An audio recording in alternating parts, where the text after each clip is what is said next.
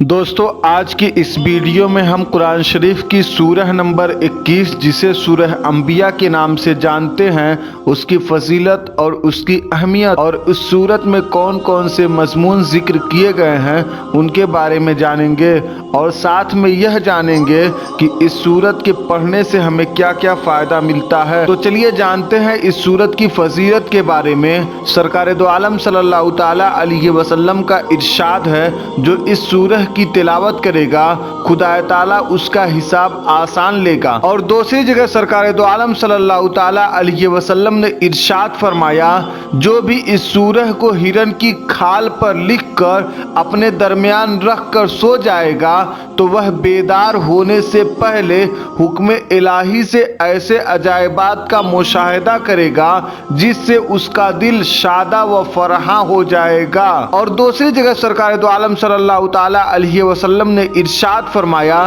جو شخص اس سورہ کی تلاوت کرے گا اس سورہ میں جتنے انبیاء کرام علیہم السلام کا ذکر ہے وہ سب اس سے مصافحہ کریں گے اور سلام کریں گے۔ اور امام جعفر صادق رضی اللہ تعالی عنہ فرماتے ہیں جو شخص اس سورہ کی تلاوت کرے گا وہ اس شخص کے مانند ہوگا جو ناز و نعمت سے بھرپور جنتوں میں انبیاء کرام علیہم السلام کا ہمنشین ہوگا اور دنیا میں پوری زندگی لوگوں کی نگاہوں میں باروب ہوگا۔ اور امام جعفر صادق رضی اللہ تعالی عنہ دشمن پر کامیابی کے لیے فرماتے ہیں کہ جو شخص اس سورہ کی تلاوت 75 بار کرے گا تو اسے دشمنوں پر کامیابی نصیب ہوگی۔ اور امام جعفر صادق رضی اللہ تعالی عنہ فرماتے ہیں جو شخص اس سورہ کو ہرن کی کھال پر لکھ کر کمر کے ساتھ باندھ کر سو جائے تو جب تک اسے کمر سے جدا نہیں کیا جائے گا وہ بیدار نہیں ہوگا۔ اور یہ عمل کم خوابی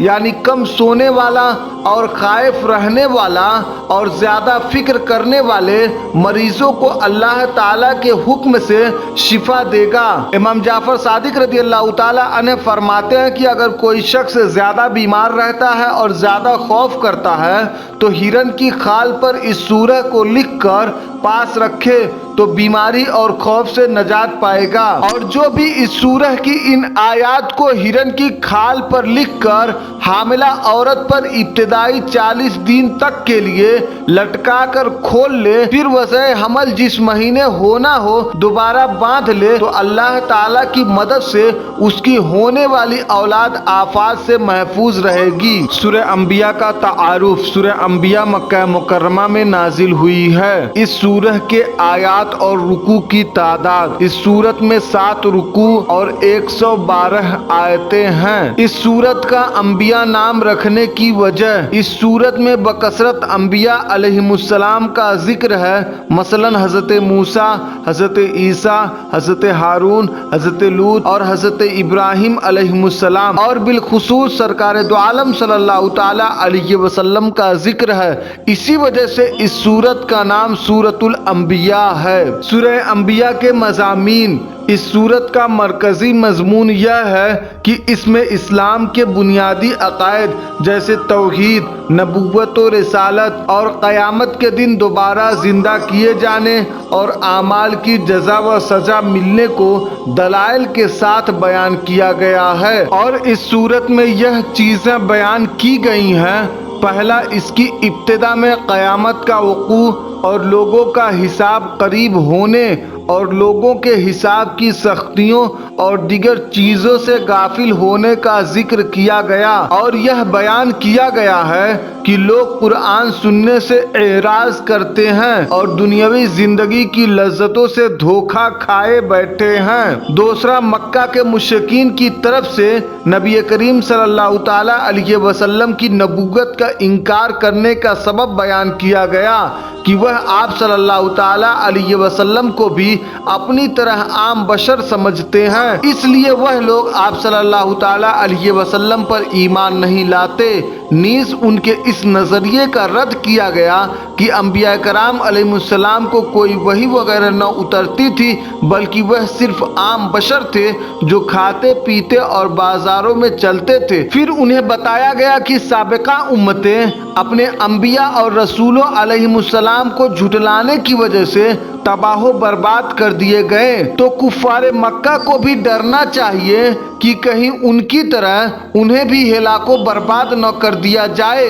तीसरा, कुफ्फारे मक्का ने मुतालिबा किया कि नबी करीम सल्लल्लाहु अलैहि वसल्लम साबिका अंबिया कराम अलैहिमुस्सलाम की तरह अपनी सदाकत पर दलालत करने वाली कोई निशानी लाएं, तो अल्लाह ताला ने उनका रद्द किया और बयान फरमाया कि उन अंबिया कराम अलैहिमुस्सलाम के मोजज़ात आरज़ी थे और मेरे हबीब सल्लल्लाहु ताला अलैहि वसल्लम कुरान की सूरत में जो मोजज़ा लेकर आए हैं यह ता क़यामत बाकी रहने वाला और आप सल्लल्लाहु ताला अलैहि वसल्लम के विसाल के बाद भी आप सल्लल्लाहु ताला अलैहि वसल्लम की नबूवत की दलील है। तो क्या उनकी सदाकत के लिए कोई कुफ्फार को यह मोजज़ा काफ़ी नहीं? चौथा, कुफ्फार फरिश्तों को अल्लाह ताला की बेटियां कहते थे। उनके इस अकीदे का रद्द किया गया कि फरिश्ते तो अल्लाह ताला की फरमाबरदार और इबादत गुजार मखलूक है। पांचवा, अल्लाह ताला ने अपनी वहदानियत और माबूद होने पर